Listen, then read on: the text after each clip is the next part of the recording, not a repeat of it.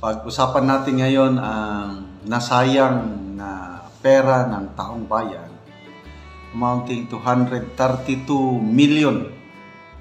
Sa isang iglap, naglaho ang 132 million dahil sa kapalpakan ng COMELEC. Okay, dito sa post ng Manila Times, useless ballots. Yun, medyo galit na rin ang Manila Times. Useless ballots eh. Babasahin ko ha.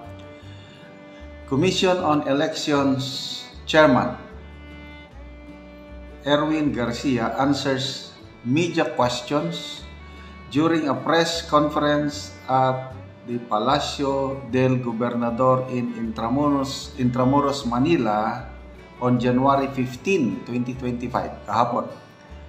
After the Supreme Court prohibited the COMELEC from disqualifying former Caloocan City Representative Edgar Erese and others from the polls in May. Around 6 million ballots amounting to 132 million which were printed for the May elections will now be rendered useless following the Supreme Court's temporary restraining order, according to Garcia. So ito, nagpahayag na ang COMELEC chairman na wala daw silang magagawa kundi sundin ang TRO ng korte. So, nakakatuwa naman na meron pang rule of law sa ating bansa. Okay, so bakit nila dinisqualify itong si former Caloocan City Representative Edgar Erese? Dahil lang daw siya nagpakalat ng maling balita tungkol sa COMELEC. Yung parang kontrata nila with yung Korean firm na mag-supply ng something like that. So, parang apektado ang COMELEC doon sa mga pahayag ng dating congressman ng Caloocan. Parang pinaghinalaan yung kontrata with this Miro Korean firm. Nang dahil doon, spreading false information daw, dinisqualify. Nandyan ang Korte Suprema. Wala. Mas marunong ang Korte Suprema. So, yung for others, nabasa ko na yung nakalimutan ko na lang yung pangalan. Yung for others na disqualified. Okay, magbasa lang tayo ng mga comments kasi 132 million. Laking pera yan. Okay, si Prinsipe Lulu, sabi niya, "That's your fault, Chairman. You acted hastily, apparently in compliance with the order of your boss. If only you did exercise prudence, that unacceptable, rather questionable decision of yours wouldn't happen.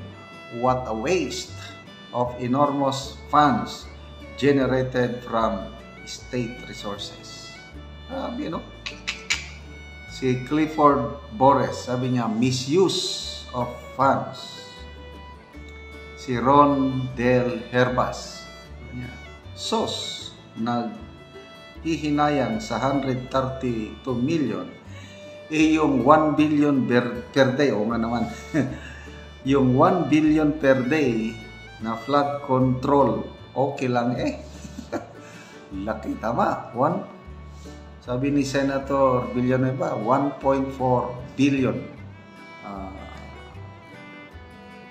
pondo ng taong bayan, pera ng taong bayan, sinasayang sa useless flood control projects. Anyway, 132 million, ang dami nang matulungan yan. Ang dami naghihirap ngayon. So, Mga kaibigan, gusto ko lang i-share sa inyo ang kahirapan ng mga tao sa mga napupuntahan kong lugar, lalo na sa Bukidnon, yung Talaan Big Drive. Kawawa yung mga bahay nila, tumutulo na talaga. Yung iba naman nakikitira sa mga parents. Nag-asawa na itong anak, walang sariling bahay, nakikitira. Kaya siksikan sila sa napakaliit na bahay. Kaya salamat po sa inyong panonood sa ating channel, yung ating income. Binibili natin ng mga yero at pako at tinutulungan natin. Bawat pamilya binibigyan natin ng isang 10 yero at pako. With that, libre ang kahoy dahil nasa bundok sila. Nakakapagpatayo na sila ng sarili nilang bahay at grabing pasalamat nila. Una sa Diyos, pinapasalamatan nila at kayo din, pinapasalamatan nila. Kaya salamat po sa inyong pagtangkilik sa ating videos, pinapanood nyo, lalo na sa mga hindi nag-i-skip ng ads. Sana ipagpatuloy nyo ang suporta nyo sa channel na ito. Indirectly, nakakatulong kayo sa Talaan din na tribo.